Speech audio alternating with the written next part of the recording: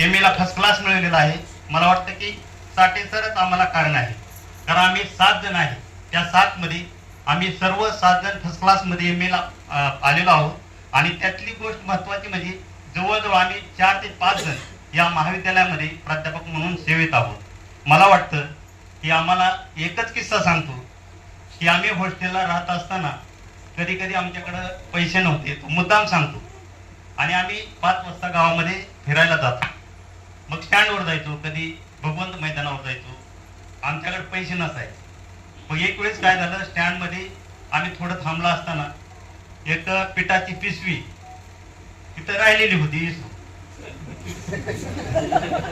आणि मग इकडे बघितलं पण ते कोणी नेलीच नाही.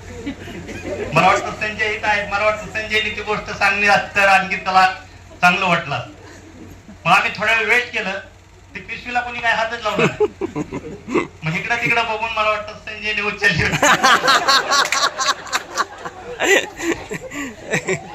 मग ती पिशवी घेतल्यानंतर त्याच्या पुढे एक होतं, तिथे पिशवीत पीठ होतं आणि त्याच्यामध्ये बेसन पीठ होत. आमच्या हातात पिशवी पडल्यानंतर आम्हाला थोडा आनंद झाला, कारण आम्ही हाताने स्वयंपाक करत होतो. हे काहीतरी आहे बुवा, कारण पीठ असेल तर रॉकेल नसायचं. पण साठे सर, आमची परिस्थिती अशी असायची, साठे सरांकडे सर्व काही असायचं, पण हा अनुभव आम्हाला बरंच काही शिकून गेला. मला वाटतं साठे सर दुसरं एक उदाहरण आहे की ते रस्त्याला पडलेलं वांग आपण 7 जणांनी ठेचकाळलं, 8 जणांनी ठेचकाळलं, पण ते हातात निभार आहे असं वाटलं आणि आम्ही उचलून आणलं आणि आम्ही त्याची भाजी केली. म्हणजे काही जी घटना घडलेल्या आहेत, मला वाटतं ह्या जरी अशा वाटत असल्या तरी आम्हाला बरंच काही शिकून गेले. आणि ते शिकल्यामुळेच आता आम्ही सर्वजण की साठे सरच्या संवादात राहिलो.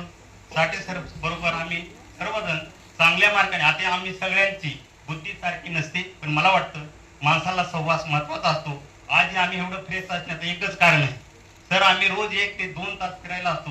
कमीत कमी आम्ही त्यातला पाऊण तास ते अर्धा तास आमचा हसण्यात जातो. आणि ज्या वेळेस आम्ही गप्पा मारतो, मला वाटत नाही की आमच्या गप्पा ह्या सर्व विषयाला धरून असतात. त्याच्यामुळं आमच्यातला उत्साह असा टिकून राहिलेला आहे.